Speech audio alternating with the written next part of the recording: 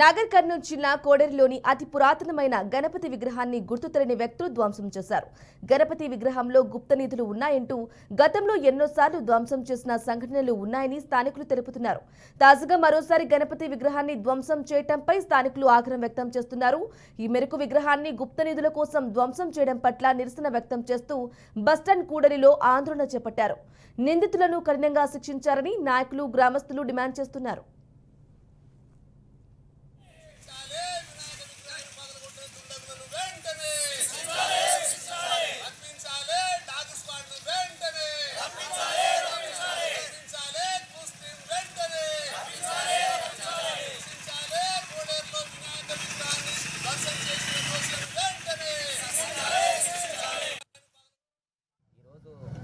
శివాలయం ఆలయం వెనకాల గణేష్ విగ్రహం ఉండడం జరిగింది. ఎంతో పురాతనమైన విగ్రహం అది.